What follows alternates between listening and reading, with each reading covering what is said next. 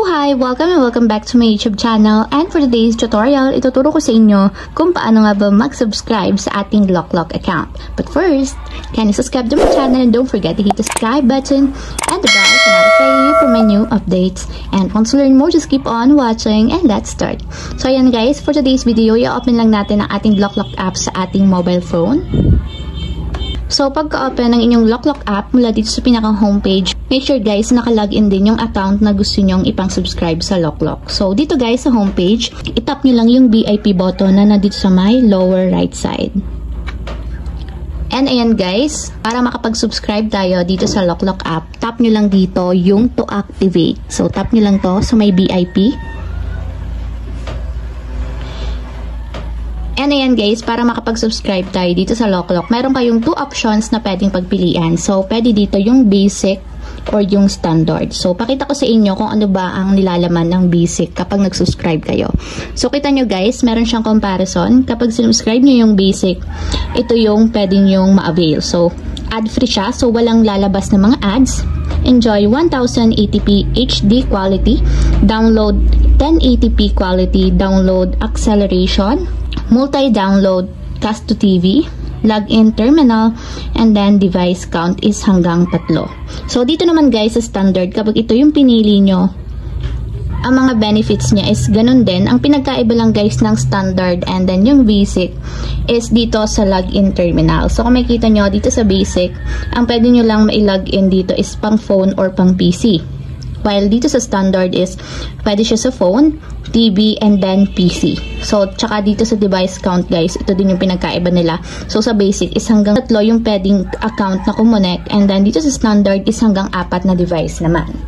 So, ako guys, ang pipiliin ko na lang is standard since nga ang purpose ng pag-subscribe ko dito sa LokLok is para makonect ko siya sa TV namin. Kasi yung standard subscription is yun yung may TV terminal. So, para ma-login ko yung account ko is yung standard yung gagamitin ko. So, ayan guys. Ito yung basic.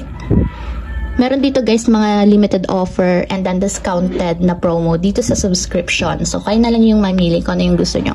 Meron ditong pang 1 week. Meron din ditong quarterly subscription, monthly subscription, and then annual subscription. So, may mga VIP din dito and kayo nang bahala kung ano yung gusto nyo. So, dito ako guys pipili sa standard kasi ito yung isusubscribe ko.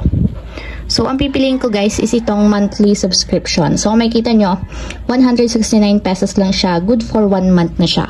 So, ang payment method is, pwede siya sa GCash and then card. So, tap ko yung card. Ipapakita ko sa inyo kung ano ba yung pwede sa mga card. So, sa card guys, pwede tayong makapag-payment through debit card or credit card. So, yun lang yung pwede nating pagpilian. So, gagamitin ko na lang guys is yung GCash. Ito yung gagamitin kong pang-payment method. So, ito yung enable ko.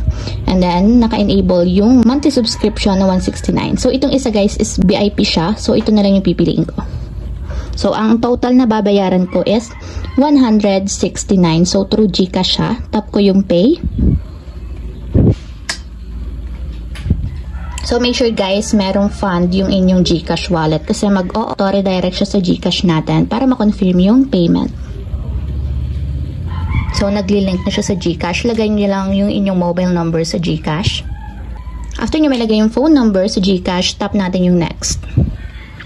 And then, may magta-text na OTP code. So, lalagay nyo lang yung OTP code dito sa mga blank spaces.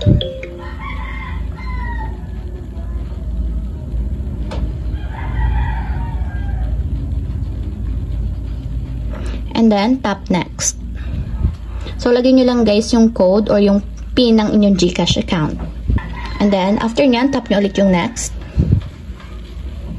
So, yan, i-confirm lang natin dito. Tap lang natin yung box para magkaroon ng checkmark and then tap authorize.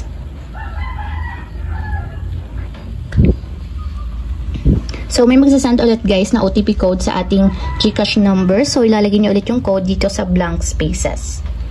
Then, after yan, tap ulit natin yung next.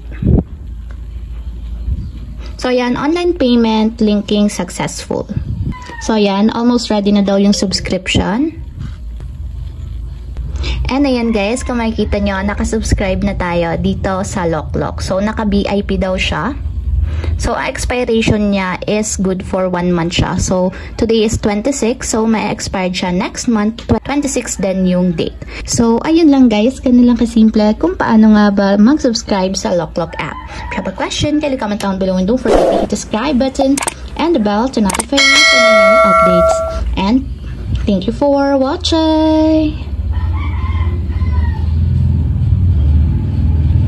Living life, every day, late at night, not okay.